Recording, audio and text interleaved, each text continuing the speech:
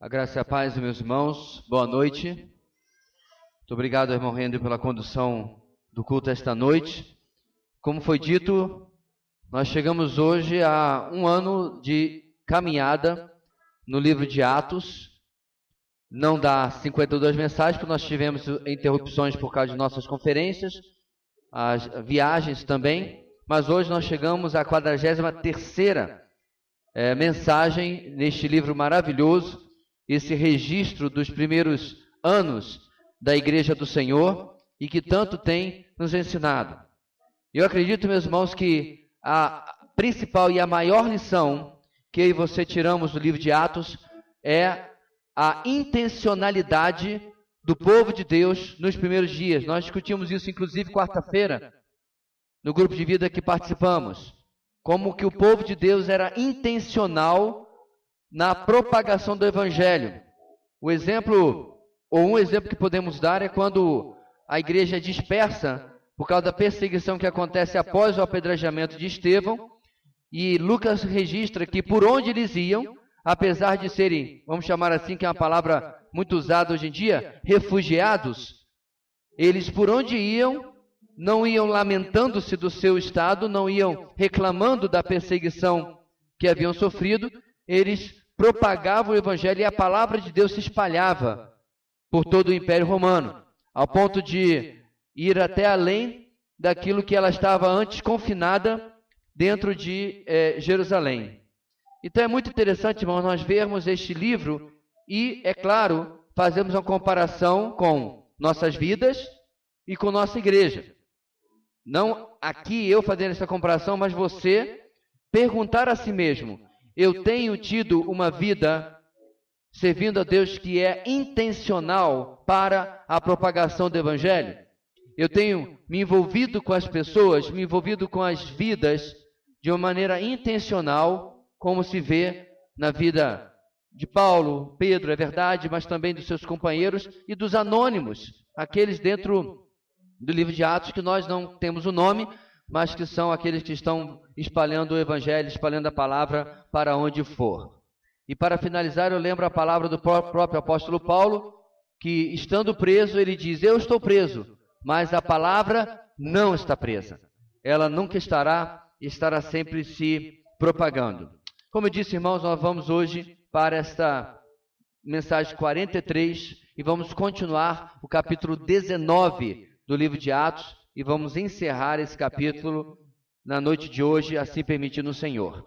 Mas na mensagem da semana passada, onde nós começamos o capítulo 19, nós acompanhamos o retorno de Paulo à cidade de Éfeso. E ali nesta cidade o estabelecimento de uma base que viria a abençoar toda a região nos anos seguintes. Esta base iria causar a plantação de outras igrejas, expandindo, é claro, ainda mais o Evangelho pela região que hoje é conhecida como Turquia, mas aqui é a província da Ásia, Ásia Menor. Muito bem, vamos ver especialmente, irmãos, Deus agindo de forma sobrenatural na sua obra, principalmente confirmando quando a sua obra é verdadeira e transformando vidas, tal como aqueles que, abandonando as chamadas obras ocultas, o ocultismo, queimaram os seus livros de magia, e nós falamos semana passada que o montante atualizado dos valores chegava a R$ 1,5 milhão queimados em praça pública ou em algum descampado, eu não sei, mostrando assim, de forma prática, a transformação dessas vidas, abandonando aquilo que com certeza não agrada ao nosso Deus. E, diante disso tudo, nós temos continuado a caminhada e a confirmação do grande tema do livro de Atos. Quem consegue falar olhando nos meus olhos? Sem colar lá do slide. Vamos lá? Apesar da oposição, a Igreja de Cristo cresce triunfante, proclamando o Evangelho da salvação. É a mesma coisa, irmãos, nos dias de hoje. A oposição varia, ela não é a mesma que eu e você experimentamos aqui, para aquilo que nossos irmãos, por exemplo, na Nigéria, especialmente debaixo da cruel perseguição de Boko Haram, experimentam. Não é a mesma perseguição de um irmão que está servindo em um país muçulmano, por exemplo, onde o evangelho é proscrito, é proibido. não é a mesma perseguição de irmãos debaixo do materialismo europeu. Então varia, mas a oposição ao evangelho continua, porque o cristianismo, a fé cristã, é uma fé completamente diferente de qualquer religião que existe no mundo. E assim o mundo vai reagir a ela, que inclusive vai acontecer hoje no nosso texto. Então hoje, irmãos, ainda nessa terceira viagem missionária de Paulo e ainda em Éfeso, nós vamos ver que a primeira parte desse texto, ou dessa estada, significou pessoas alcançadas, significou expansão, mas essa segunda parte, que é o texto de hoje, é um pouco diferente. Nós vamos ver, claro, também a expansão da obra, mas vamos ver uma reação contrária à pregação do Evangelho que vai surgir em Éfeso. O mundo, a sociedade, eles não vão ficar calados, irmãos, enquanto os seus prazeres são questionados, enquanto os seus ídolos são destronados. O mundo com certeza vai reagir, porque o Evangelho incomoda, o Evangelho afeta o status quo que a nossa sociedade e que o mundo, que o homem assim estão. Então hoje, irmãos, a palavra de Deus vai nos ensinar diante disso a seguinte grande ideia. Eu quero convidar você a anotar aí no seu boletim. Confiando em Deus, não devemos temer as reações ao avanço do Evangelho. Confiando em Deus, não devemos temer as reações ao avanço do Evangelho. Por estas reações, nós estamos, é claro, nos referindo a reações negativas, reações contrárias ao avanço do Evangelho. Podia dar um pouquinho mais de retorno aqui no meu microfone? Como eu disse, irmãos, nós vamos terminar o capítulo 19 hoje, e aonde nós paramos semana passada, nós vamos retomar a partir do versículo 21. Atos, capítulo 19, e nesta primeira parte nós vamos ler apenas o versículo 21 e o versículo 22, ok? Eu creio que já deu bastante tempo para você deixar a sua Bíblia aberta. Dá uma olhadinha se alguém precisa de pegar um Uber bíblico na sua Bíblia, né? Uma carona na sua Bíblia, sem pagar, é claro, para que todos nós possamos ler juntos e acompanhar o texto, ok? Diz assim a palavra do Senhor, vamos lá? Depois dessas coisas, Paulo decidiu no Espírito ir a Jerusalém, passando pela Macedônia e pela Caia. Ele dizia, depois de haver estado ali, é necessário também que eu vá visitar Roma. Então enviou a Macedônia 2 dos seus auxiliares, Timóteo e Erasto, e permaneceu mais um pouco na província da Ásia. Nós vamos começar nossa caminhada hoje, irmãos, em primeiro lugar, afirmando o seguinte: a obra do Evangelho precisa estar em planejamento de expansão dependente. A obra do Evangelho precisa estar em planejamento de expansão dependente. Vamos ver como o texto bíblico nos confirma isso essa noite. Nesse texto que nós vimos hoje, nós temos a ligação com o texto anterior nas palavras depois dessas coisas, no versículo 21. O que são exatamente essas coisas que Lucas está se referindo aqui? Ou o que são esses acontecimentos? São os resultados maravilhosos que o Senhor deu a Paulo, que deu a seus companheiros de ministério em Éfeso. Resultados que, depois de 2 anos, tornaram, como nós dissemos, Éfeso um centro de expansão da obra de Deus. Ou seja, dessas coisas que está referindo aqui, não foram coisas insignificantes, foram coisas bem marcantes. O avanço decorrente do trabalho em Éfeso não havia sido experimentado desta maneira ainda no ministério de Paulo. Então, Lucas, que é um escritor extremamente habilidoso, ele está aqui marcando para nós bem claramente uma virada, uma mudança, uma dobradiça na experiência de Paulo em Éfeso. Para nos mostrar, meus irmãos, que tempos de calmaria, tempos de tranquilidade, também devem ser tempos onde nós devemos ficar com os olhos bem abertos, onde devemos ficar bem atentos àquilo que pode acontecer, claro, sempre debaixo da vontade de Deus, enquanto esperamos o transcorrer daquilo que Deus deseja. Contudo, enquanto isso ainda não acontece, é sempre claro ver, meus irmãos, como Paulo não é acomodado, ele é sempre alguém, num bom sentido, inquieto, empreendedor, em movimento. É um apóstolo que está sempre pensando no próximo passo. Isso é uma grande lição, meus irmãos, para pastores, presbíteros, a igreja em geral, para que não nos acostumemos com o nosso status quo. Não demos uma de apóstolos no Monte das Transfigurações, né? É bom estar aqui. É bom o que nós estamos fazendo. Há sempre desafios, há sempre a expansão, avanço para a obra do Evangelho, mas a palavra-chave aqui é dependência. Não é inventar a moda, não é fazer por fazer, não é fazer algo novo só porque estamos entediados com o que estamos fazendo, mas tendo a percepção de que esse é um passo importante e que vai abençoar a obra de Deus. Eu creio, meus irmãos, que assim foram algumas das mudanças que fizemos ao longo dos anos no andamento da nossa igreja. Quando nós decidimos ter uma identidade teologicamente mais clara, mais definida, não que não tivéssemos ensino teológico antes, mas sermos mais definidos nisso, foi algo que Deus nos orientou e foi decisivo para a saúde da nossa igreja. Quando nós 7 anos atrás, íamos fazer uma conferência de aniversário da nossa igreja. E eu vi claramente, irmãos, entendi claramente que Deus estava direcionando que aquilo se tornasse algo maior do que apenas uma conferência de aniversário. Coisa que, inclusive, nós nunca havíamos feito antes e depois nunca fizemos também. Nunca fomos de comemorar de maneira marcante ou discriminada o aniversário da igreja. E transformamos aquela conferência na primeira conferência teológica Sola Escritura, a qual agora em maio teremos a 7ª, com a presença do pastor Ted Tripp. Ou seja, foram pequenas mudanças de rumo, de condução que fomos fazendo, que foram definindo o ministério dessa igreja e abençoando a expansão daquilo que Deus estava nos orientando. O grupo de vida a mesma coisa, o ministério Tito II a mesma coisa e tudo que Deus tem assim nos orientado.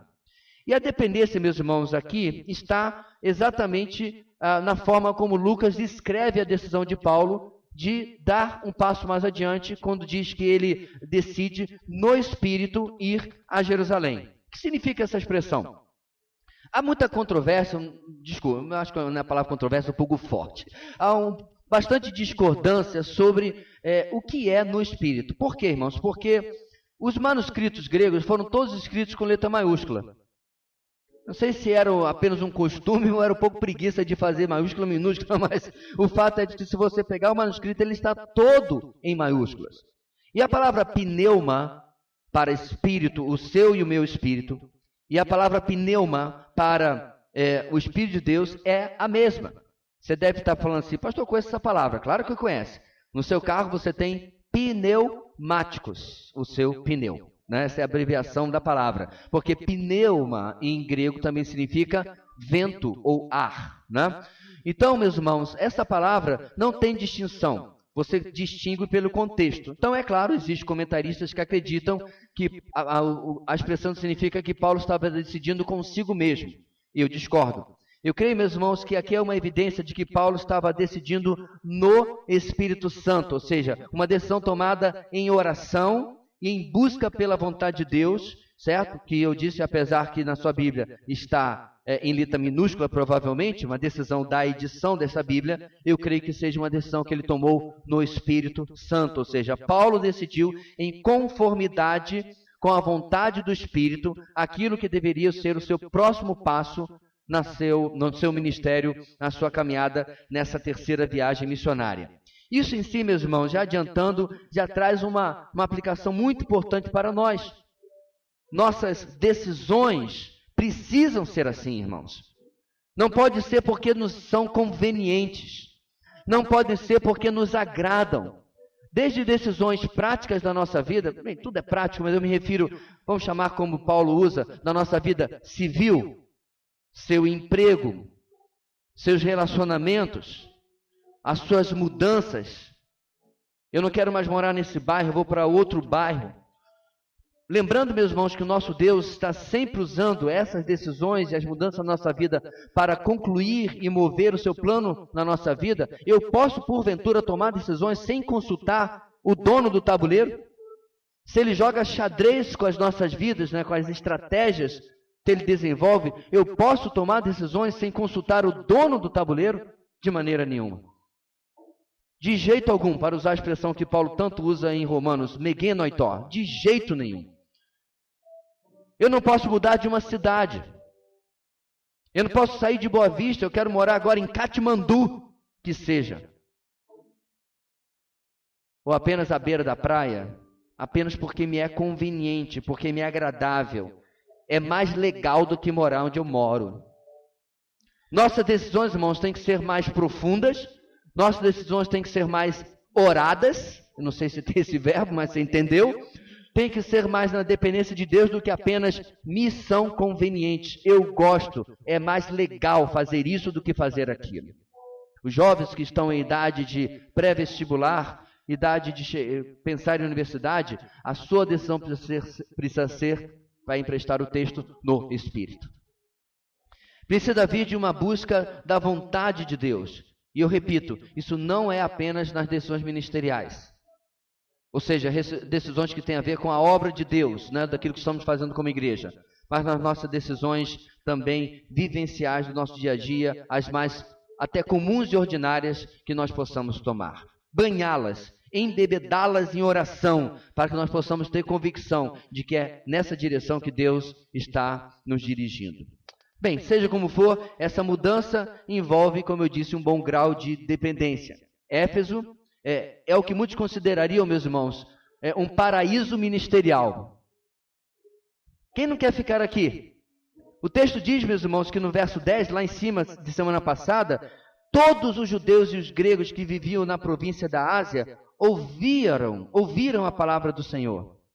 Éfeso é um paraíso ministerial, está tudo dando certo. Eu me lembrei, meus irmãos, quando Filipe abandona Samaria. Lembra? Ele sai de Jerusalém por causa da perseguição, por causa de Estevão.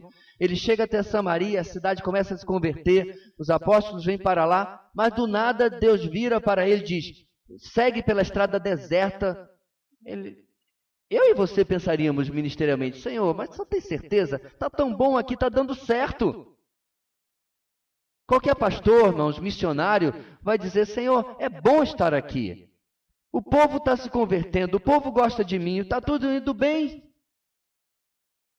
Recentemente, um amigo meu, que os irmãos conhecem, teve que tomar uma decisão dessa, de sair de uma igreja estruturada, uma igreja que amava o seu pastor, uma igreja que ele pegou pequena, hoje estava com mais de 400 membros, e assumiu uma igreja num dos bairros mais difíceis do Rio de Janeiro. Uma igreja de muito tempo, uma igreja de certa forma um pouco parada no tempo.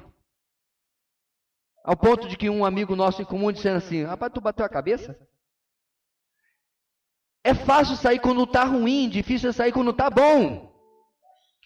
É fácil, irmãos, tomarmos decisões, isso aqui não é da vontade de Deus não. Por quê? Porque está muito ruim. Será que não é da vontade de Deus ou você que não está gostando? Mas no caso de Paulo, meus irmãos, Éfeso, repetindo, era um paraíso ministerial. Dali ele podia ficar durante anos, da perspectiva humana, é claro, enviando missionários para um monte de lugares. Mas ele toma essa decisão, irmãos, por causa da sua dependência de Deus.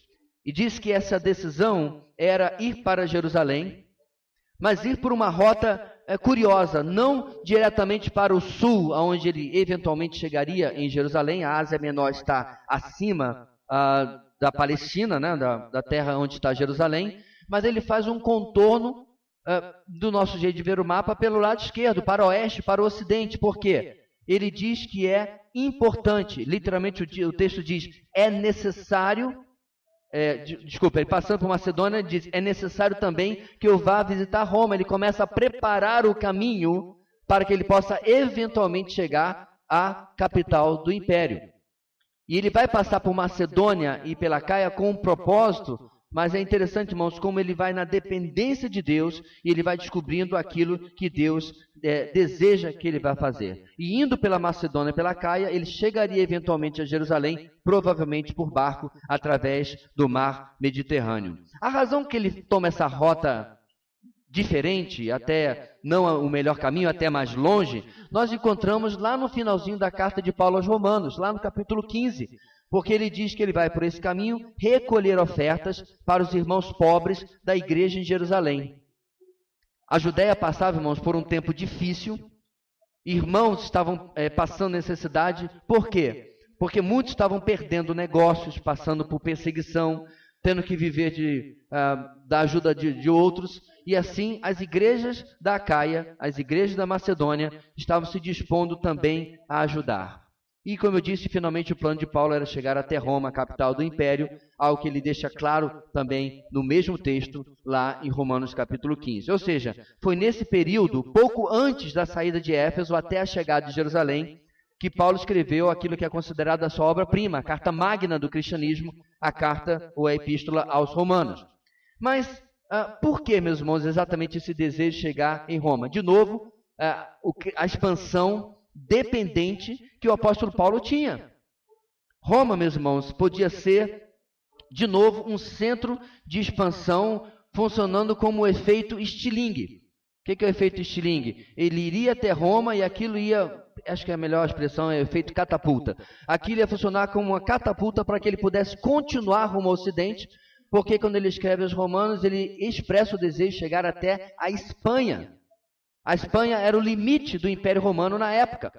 O Império Romano tinha um pedaço da Bretanha, né? Mas em território, no continente, a Espanha, também porque depois não tem mais nada, né? É o limite do Império Romano até onde Paulo desejava chegar. Eu fico pensando, irmãos, Paulo não é nenhum garoto aqui.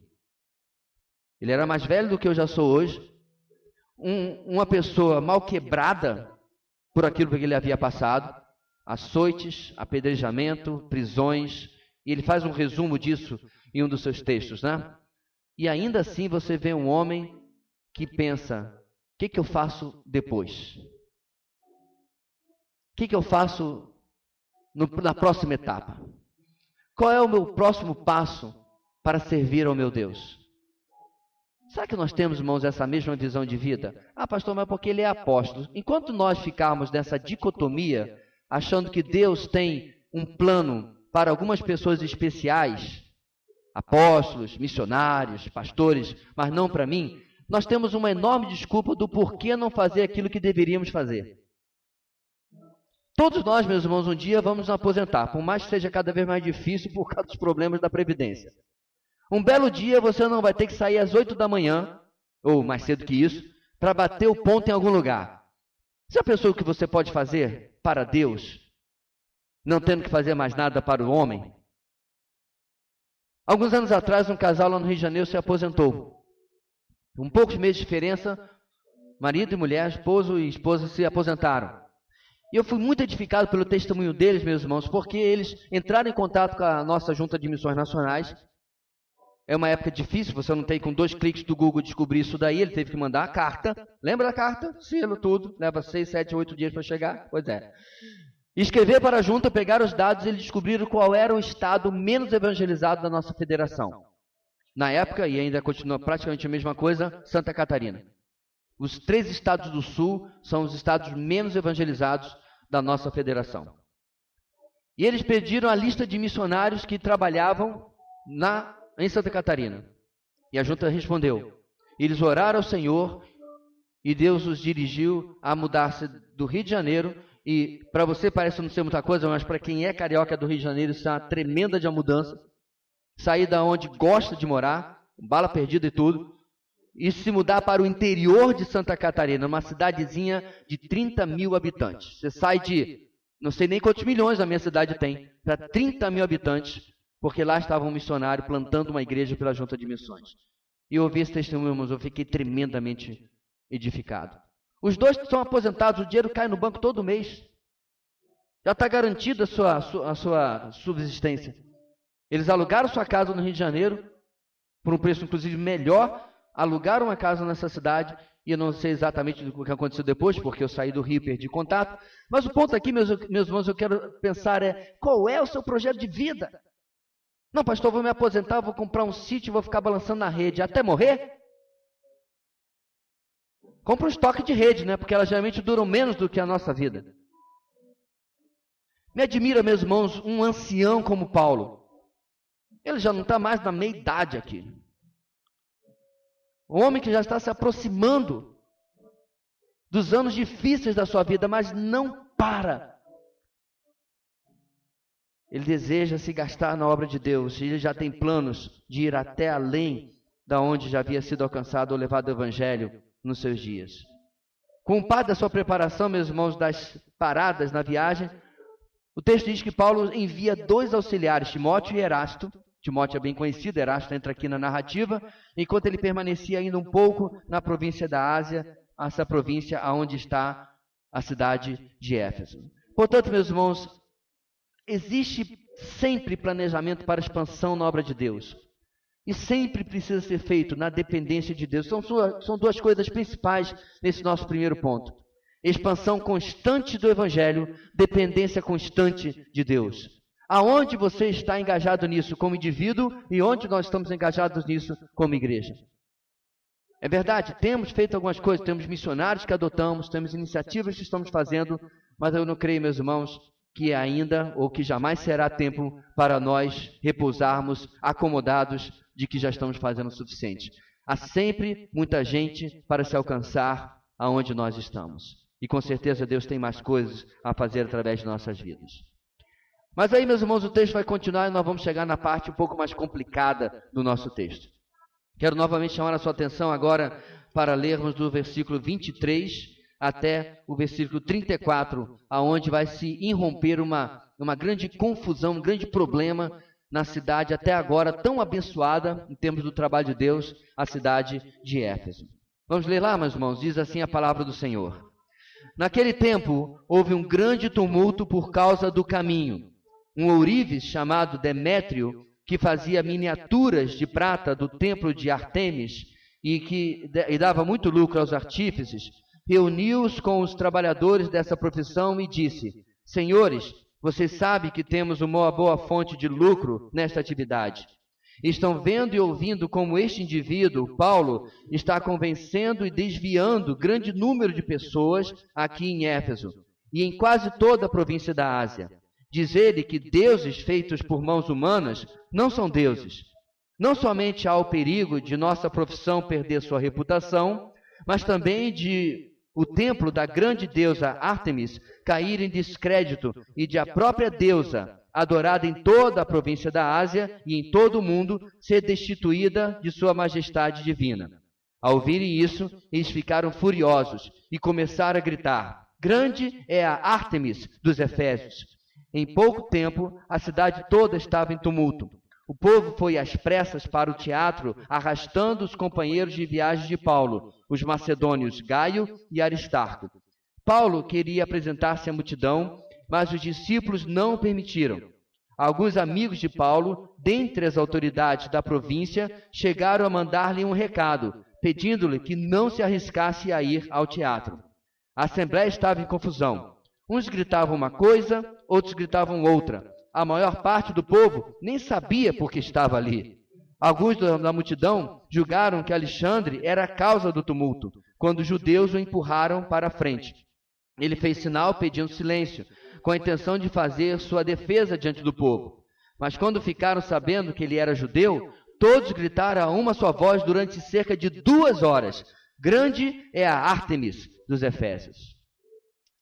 Em segundo lugar, hoje, meus irmãos, o mundo irá reagir aos incômodos causados pelo avanço do Evangelho. O mundo, a sociedade, irá reagir aos incômodos causados, provocados pelo avanço do Evangelho.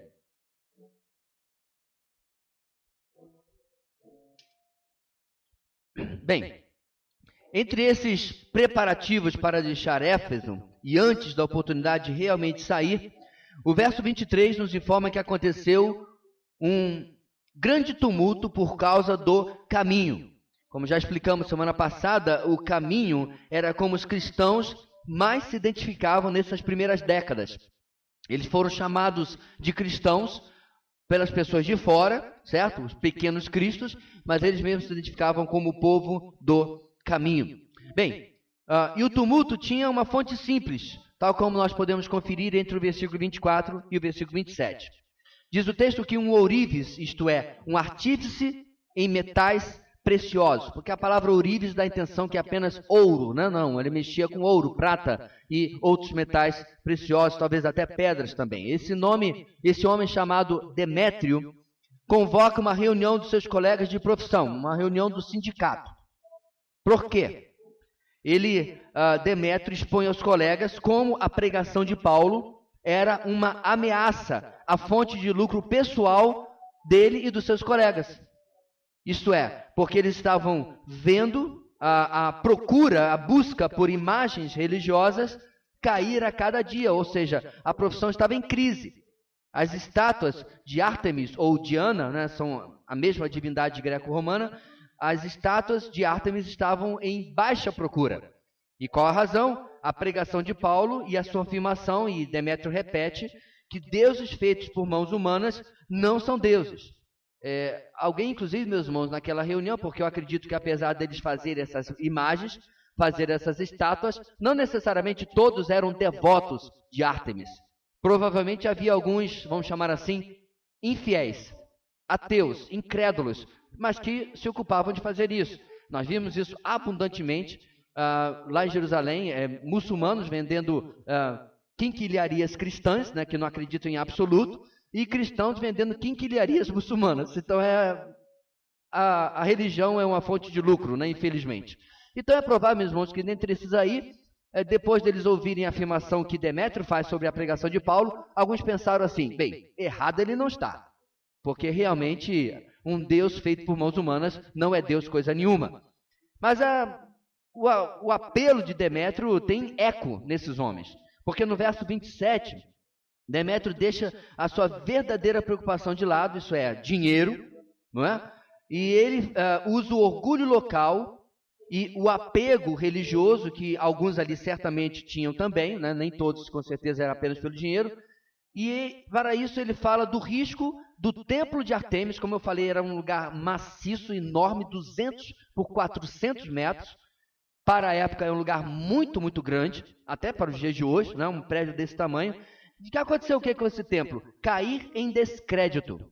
Acho interessante, meus irmãos, como que algo depende da apreciação externa para ter valor. Ele não tem valor em si mesmo. Porque, inclusive, ele fala que corre o risco de a própria deusa Diana, a própria deusa Ártemis, que é, diz o texto, adorada em toda a província da Ásia e em todo o mundo, é algo meio exagerado. Ela não era adorada em todo o mundo. Ela não era adorada em Jerusalém, não era adorada em um monte de lugares, mas ela faz isso, irmãos, porque tem carga dramática, né? E corre risco dessa que é adorada em todo o mundo ser destituída de sua majestade divina. Uau! Paulo era poderoso, né? Podia desbancar alguém da sua majestade divina. É como se fosse uma lâmpada, ou melhor dizendo, uma vela. Apagou. Uau! Será que eles estão ouvindo a si mesmos, irmãos? Será que eles estão prestando atenção no que Demétrio está falando?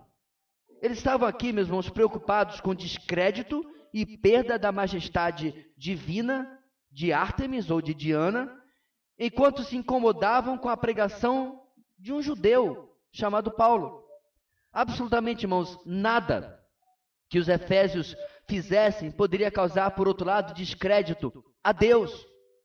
Então perceba, Paulo chega sozinho nesta cidade. Quando Paulo chega com seus companheiros, quantos cristãos tem? Paulo e seus companheiros. E quanto descrédito Deus tem? Nenhum. Quanto que da majestade divina de Deus é removida? Nenhuma. O ateu, meus irmãos, pode apagar o descrédito ou a descrença em Deus, pode apagar a majestade de Deus, tanto quanto alguém cavar um buraco, se meter lá dentro e dizer, apaguei o sol. O sol continua lá brilhando, gerando calor, nada aconteceu, porque simplesmente não há efeito direto do que os homens creem no nosso Deus.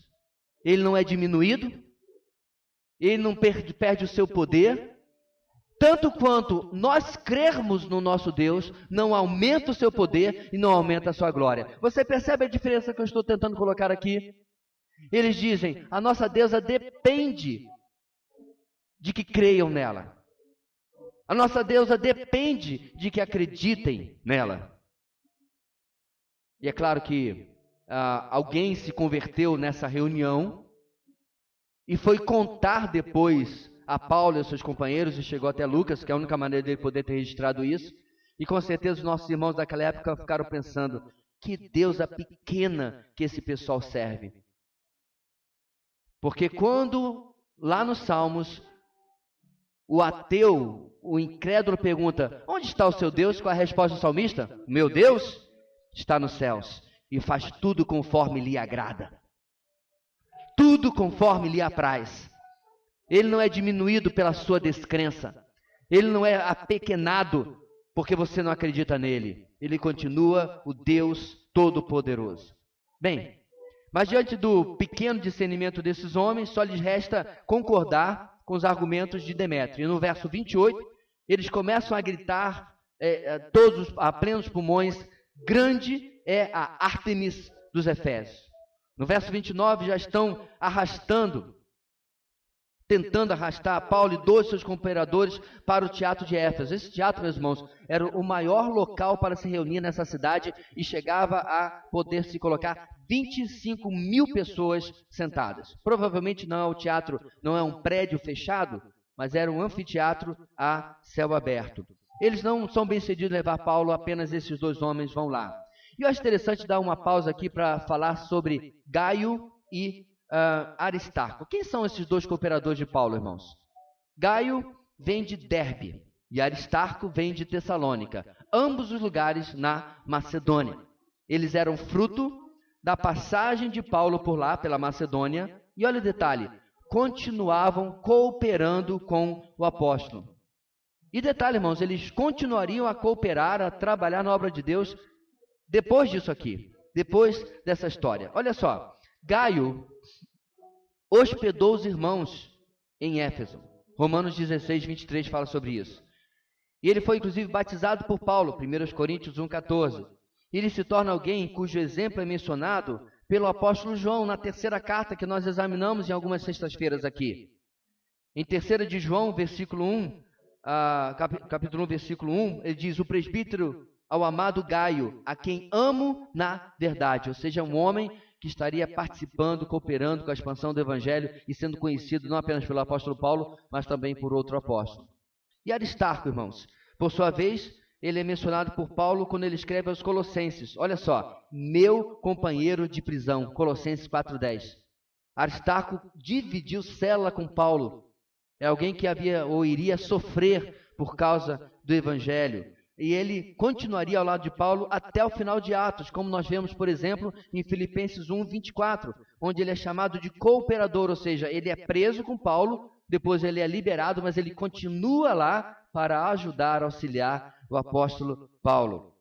Por que eu estou destacando isso, meus irmãos? Porque eu vejo aqui algo que eu batizei, na falta de um nome melhor, de lei da transmissão da bênção recebida. Comprido, né? Eu vou trabalhar no título aí, se eu tiver uma coisa mais fácil de você decorar, mas não é tão difícil assim não. Lei da transmissão da bênção recebida. LTBR. Ficou pior ainda para decorar, né? O que é a lei da transmissão da bênção recebida? Tudo que você é até hoje é resultado de pessoas que investiram em você. E é claro que você deve, e eu já fiz isso algumas vezes, quando tiver a oportunidade, agradecer essas pessoas. Eu, quando encontro com alguns professores do seminário, eu até me emociono porque eu devo muito ao investimento que eles tiveram na minha vida. Na vida da minha esposa também. Mas eu não devo apenas, meus irmãos, de virar para trás e dizer, muito obrigado. A lei da transmissão da bênção recebida é eu virar para frente e abençoar outros com aquilo que eu tenho recebido. Eu não devo ser ingrato, mas também não posso ser egoísta. Gaio e Aristarco foram fruto daquela visão que Paulo teve, passa a Macedônia e ajuda-nos, lembra? E eles são alcançados em 2 cidades distintas. E à medida que Paulo segue viagem, imediatamente ou posteriormente, não sabemos, eles se juntam a ele para ajudar no ministério. Mesmo que, com certeza, as necessidades, tanto em Derbe quanto em Tessalônica, fossem muitas. Mas eles se unem a Paulo para abençoar agora a província da Ásia, a província que, inclusive, foi deixada de lado quando Paulo, atendendo a visão celestial, vai para a Macedônia. Irmãos, repetindo, o que nós somos, o que nós temos, é fruto de uma, às vezes, longa lista de pessoas que investiram na nossa vida. Será que eu estou na lista de alguém como alguém que tem investido na sua vida? Será que agora que eu estou falando essas palavras, alguém está pensando em você? Senhor, muito obrigado pela vida do irmão fulano, pela vida da irmã Beltrana. Porque desde o dia que eu cheguei ao Evangelho, ou desde o dia que eu cheguei nessa igreja, eu tenho sido abençoado intencionalmente pela vida dele ou dela.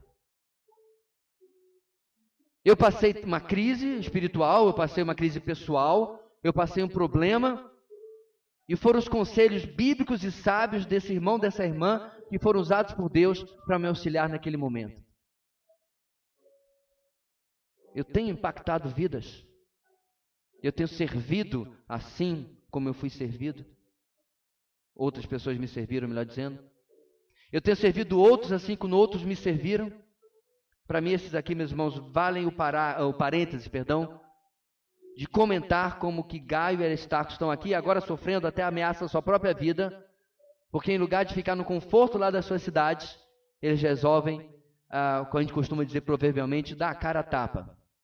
Sair para o vamos ver, para frente de batalha do Evangelho, e assim servir a outros irmãos. Bem, mas fechando parênteses, de volta ao nosso texto, nos versos 30 e 31, Paulo é impedido pelos irmãos de falar às multidões. É interessante, meus irmãos, às vezes Paulo tem que ser ajudado na sua impetuosidade, porque senão ele poderia até se colocar em risco ali. Inclusive, meus irmãos, há uma participação de amigos de Paulo que eram autoridade em Éfeso. A influência deles já havia chegado a ponto de autoridades da cidade serem chamados pelo texto de seus amigos. E eles também mandam uma mensagem para Paulo. Paulo, fica fora dessa daí porque vai dar ruim. E eu creio, meus irmãos, que Deus está nisso tudo mantendo e cuidando de Paulo para que a situação não saia do controle e que o próprio Deus ali possa resolver isso que está acontecendo. Porque nos últimos versos de 32 a 34, a coisa vai piorar. E vai piorar sem a presença de Paulo. Se Paulo estivesse ali, talvez saísse ainda mais do controle. Nós ali temos, meus irmãos, apenas uma descrição de uma confusão tão grande que ao ponto de se tornar sem saber mais o que está fazendo. E aí os judeus empurram Alexandre para o meio do picadeiro. Um judeu chamado Alexandre, não é um nome judaico, é um nome grego, né? Alexandre o Grande, você conhece sua aula de história, faça seu professor orgulhoso, mas ele é um judeu chamado Alexandre e acham que ele é responsável por tudo aquilo que está acontecendo. E por que aceitam a imposição desse Alexandre como bode expiatório? Por causa daquilo que nós falamos, irmãos, algumas semanas atrás, o antissemitismo, ou seja, a postura antijudaica que estava varrendo o Império Romano nessa época. Lembra que o imperador Cláudio havia ordenado que todos os judeus saíssem de Roma? Então, qualquer argumento contra os judeus era aceito facilmente pela plebe, pela multidão, especialmente porque os judeus também eram monoteístas, ou seja, adoravam um único Deus. Ora, qual era o problema aqui? Tem um pessoal dizendo que a nossa deusa não é deusa. Esse cara aí serve como bode expiatório. Por pouco esse homem não perde a sua própria vida ou sofre alguma coisa, porque os ânimos estão extremamente alterados. E o tamanho, meus irmãos, da desordem fica ainda mais claro pelo fato da multidão, diz o texto no último versículo, gritar por 2 horas essa palavra de ordem. Grande é Ártemis dos Efésios. A confusão era tamanha que até mereceu uma nota meio bem-humorada de Lucas. Olha o que ele diz aqui. A maior parte do povo nem sabia porque estava ali. O povo diz, olha, não sei quem morreu, eu quero chorar. Eu não sei de que é aniversário, mas eu estou entrando nessa festa. Eu não sabia nem do que estava acontecendo. E, meus irmãos, isso parece até, como eu disse, uma nota de bom humor por parte de Lucas, mas isso é extremamente perigoso. Porque se é perigoso as pessoas com uma causa, ainda mais perigoso é o pessoal que não tem causa, mas só quer ver o mundo pegar fogo. Só quer ver confusão. Talvez haviam baderneiros no meio desses aqui que Lucas destaca. E com certeza é uma situação onde a reação do mundo é porque a mensagem do Evangelho estava incomodando. E aí, meus irmãos, e nós? Dificilmente nós vamos ser arrastados por uma turba para um teatro, correndo risco de algum lixamento. Todas as notícias que nós vemos de linchamento no nosso Brasil de hoje é porque pegaram algum bandido, e obviamente isso não é justificável, e a própria sociedade, o próprio bairro ali, às vezes lincha o camarada, às vezes, infelizmente, até a morte. Certo? Isso não é justificável, isso não é atitude humana, deve-se levar as autoridades para que elas tomem as suas devidas providências. Então nós não temos nada por causa de religião aqui no nosso país. Então o que isso se relaciona conosco? Porque nem sempre, irmãos, a confusão que o mundo vai causar, reagindo à mensagem do Evangelho, reagindo à cosmovisão cristã, reagindo àquilo que nós pregamos ao Evangelho, nem sempre vai ser barulhenta. Às vezes vai ser sutil, mas a oposição está lá. O mundo não vai ficar como nós dissemos no começo, olhando a mensagem do Evangelho, confrontando os seus prazeres, as suas escolhas, o seu estilo de vida e dizer, está tudo bem. O mundo não quer Deus porque a alternativa lhe agrada. É por isso que o nosso mundo se acostumou, uma vez que ele é, entre aspas, cristianizado, ele se acostumou, irmãos, a criar uma alternativa para o Deus da Bíblia. Narrei para os irmãos no EBD alguns domingos atrás, que em um programa, um artista famoso da Inglaterra, entrevistando a um pensador, um formador de opinião, esse artista falava assim, você tem problema com Jesus de Apocalipse? Que eu ouvindo aqui, achei curioso. Como assim o Jesus de Apocalipse? Não, porque assim, eu gosto muito de Jesus dos Evangelhos, mas o Jesus de Apocalipse eu tenho dificuldade. Quanto Jesus existe? Qual é o plural de Jesus? Jesus, eu não sei. Porque não precisa ter plural, porque só existe um. Você pode ter um amigo chamado Jesus, mas ele é só um homem que tem o nome de Jesus. Este Jesus que ele está se referindo, que ele tem dificuldade, não existe 2, 3 ou 4 ou 5. O Jesus que vira para a mulher e diz, mulher, onde estão os teus acusadores? Nem eu mesmo te condeno, vai e não peques mais. É o mesmo Jesus que diz que com a palavra da sua boca ele destruirá o anticristo e todos os inimigos de Deus. Apocalipse.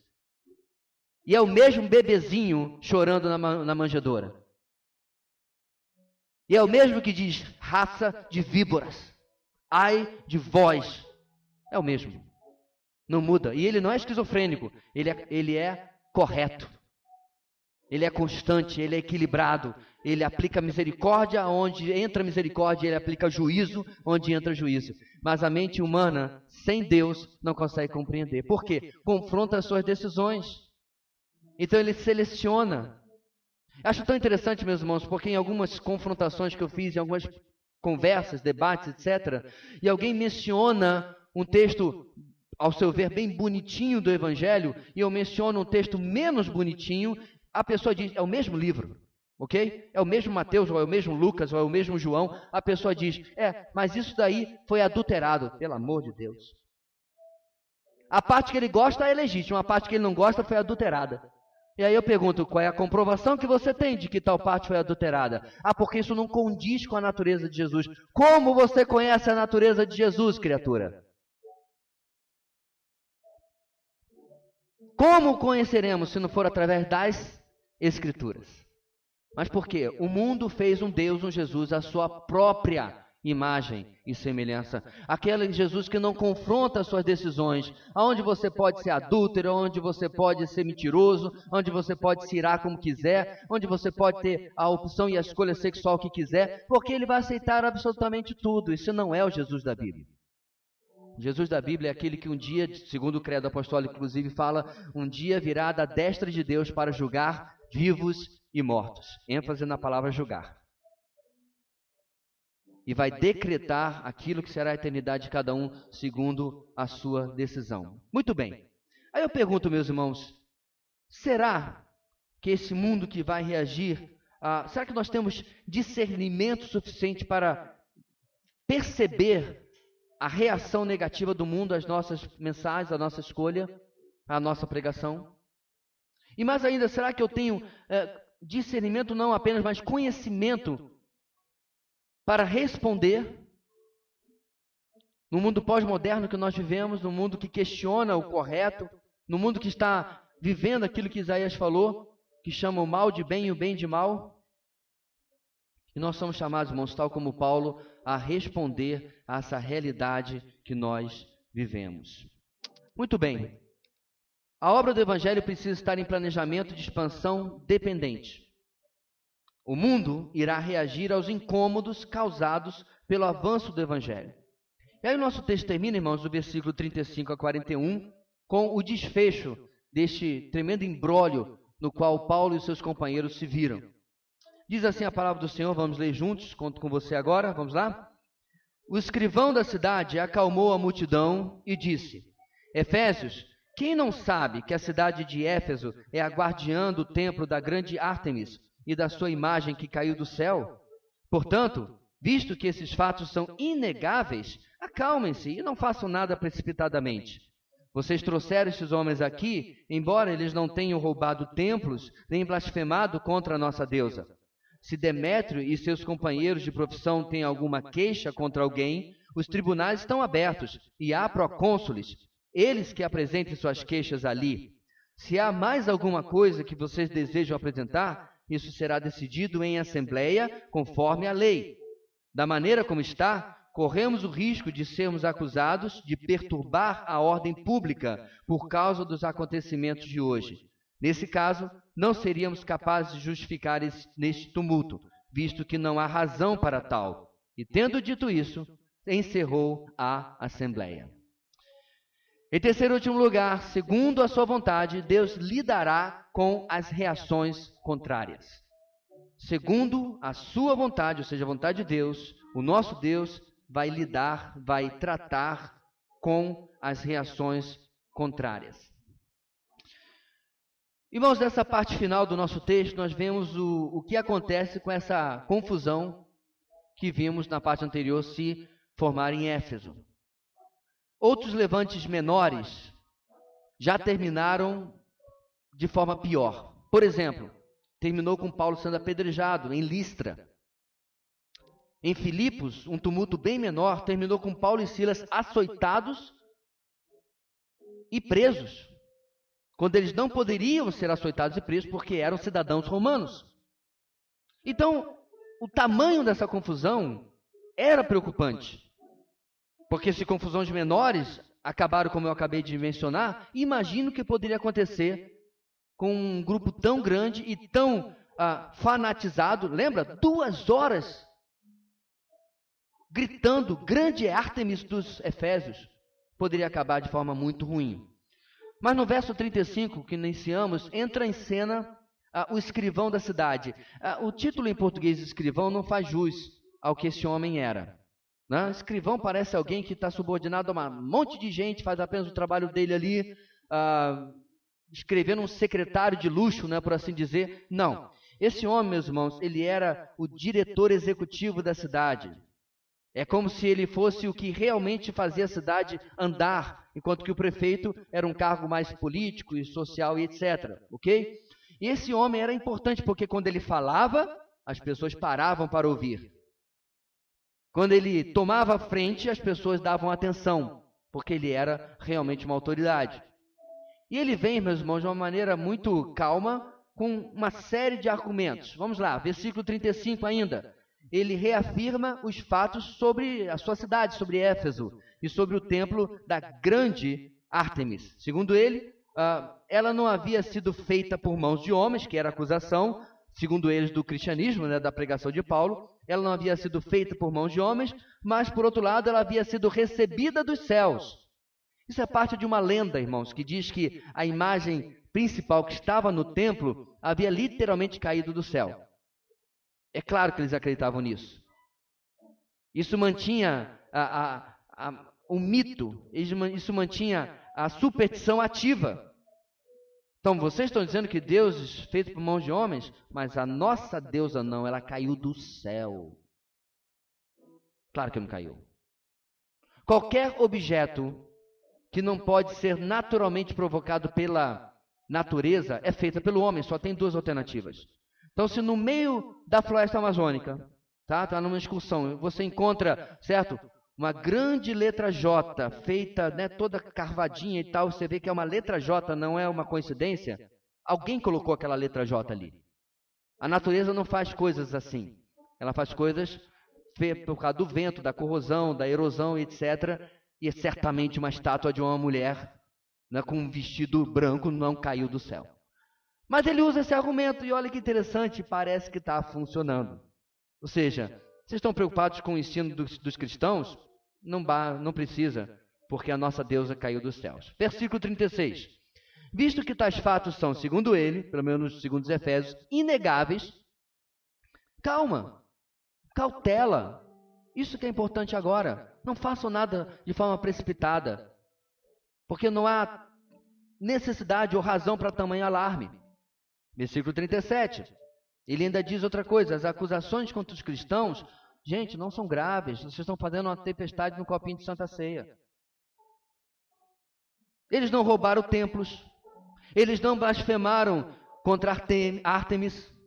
É que nós temos uma amiga que se chama Artemis, e eu vivo trocando a sílaba tônica ao pronunciar. Enfim, agora o que eu acho interessante, meus irmãos, é que essa segunda parte, os apóstolos e os cristãos eram, de fato, culpados. Porque com certeza, em algum momento, em 2 anos em Éfeso, eles falaram que o nosso Deus é o único Deus verdadeiro, certo? E que essa boneca que está aí dentro desse prédio não serve para nada. Então, eles, em algum ponto, eles blasfemaram. Eu estou botando aspas, irmãos, porque ninguém pode blasfemar contra algo que não é Deus. Não importa quanto você adore essa caixa de retorno, e eu disser assim, essa caixa de retorno aqui não presta. Eu não blasfemei porque ela não é Deus. Você não pode blasfemar com quem não tem intrínseca divindade, ou não uma divindade atribuída. Mas é claro, não fale isso para os Efésios.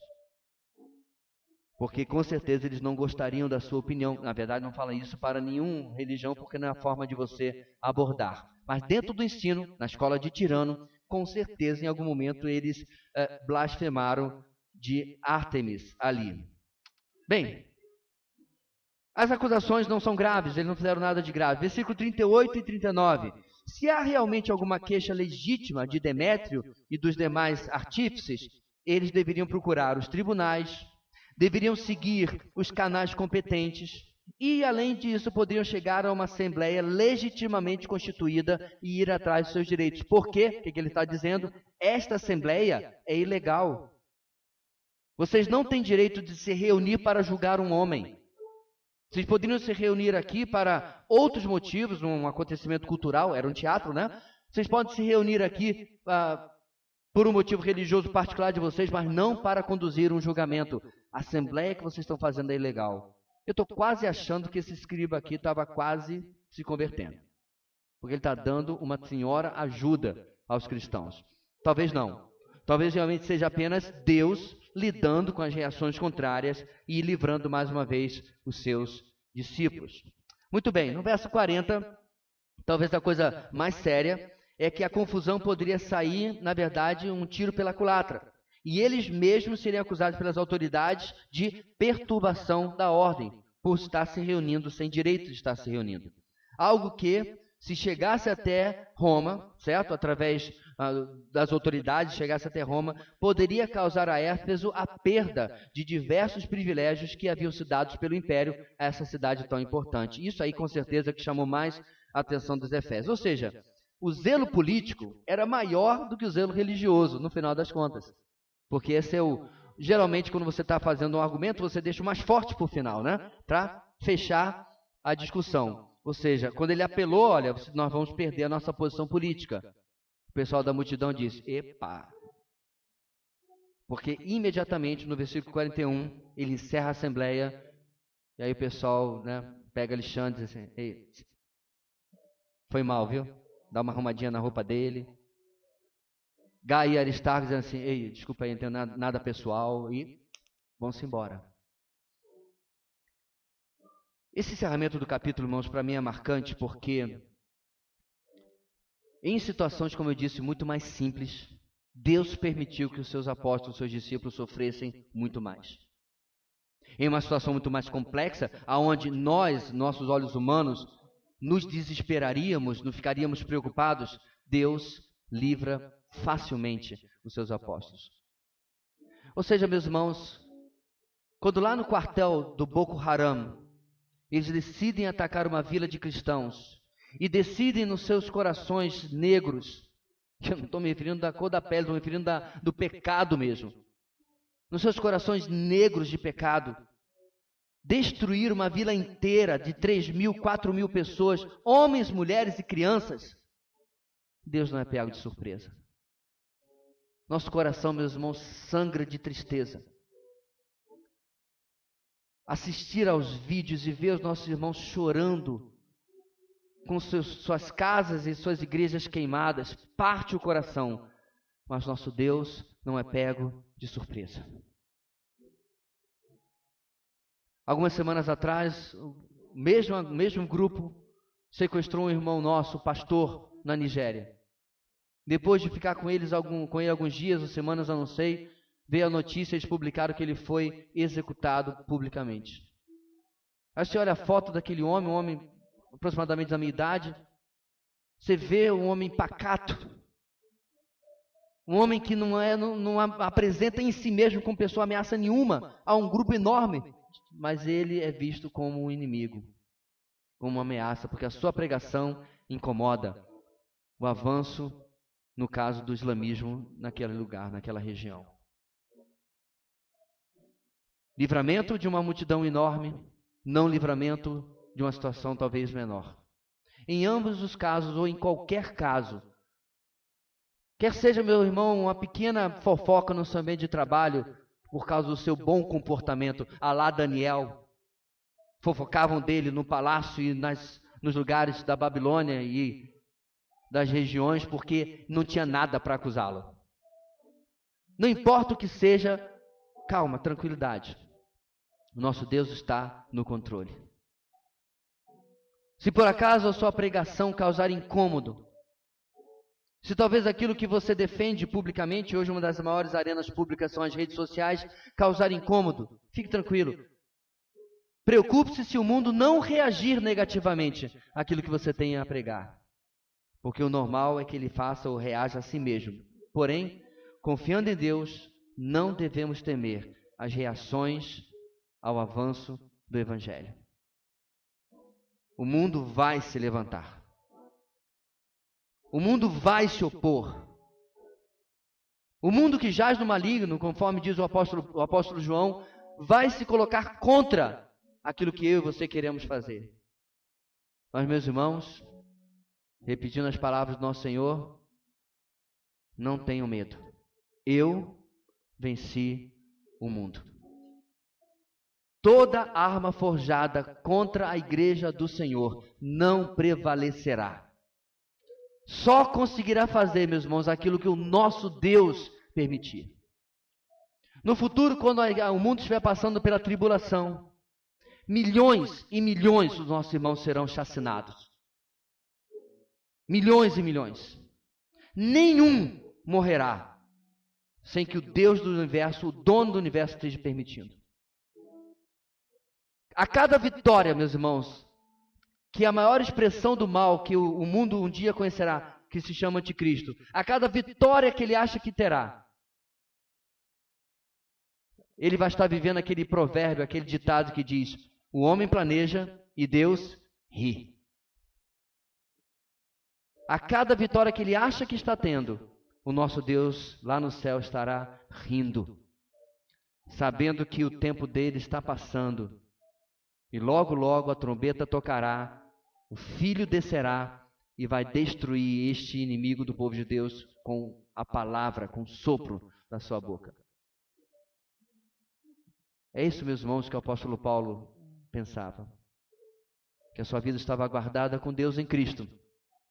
E que tudo o que acontecia com ele, até o último momento em que a espada romana desceu sobre o seu pescoço, estava sob a permissão e o controle do nosso Deus. Enquanto você vai para essa semana, vá seguro, motivado, não com uma palavra vazia de vitória que vai dar tudo certo para você. Não, pode dar tudo errado aos seus olhos. Ou pode dar metade certo, metade errado aos seus olhos. Ou em qualquer outra proporção que Deus planejar para a sua vida nesta semana, neste mês. Mas com certeza vai estar debaixo da direção do nosso Senhor que cuida de cada detalhe da nossa vida. Oremos. Deus querido, muito obrigado por mais uma confirmação da Tua palavra, a respeito do Teu cuidado e da Tua presença nas nossas vidas. Como o Senhor usou uma autoridade secular para livrar os Teus filhos. Como eles não tiveram que erguer sequer um argumento, porque até isso o Senhor os impediu. Mas mostrou o seu cuidado, encerrando um capítulo tão abençoado nesta cidade, com mais uma vez dizendo: continue em frente, eu estou no controle de todas as coisas. Que nós possamos continuar crescendo como indivíduos, como famílias, como igrejas, crendo que o Senhor está no controle e que o Senhor está escrevendo a nossa história, para que o Senhor seja glorificado em cada momento, em cada parte, em cada etapa, em cada reação negativa do mundo a essa história. Nós te louvamos e engrandecemos por causa disso tudo, em o nome de Jesus. Amém e amém.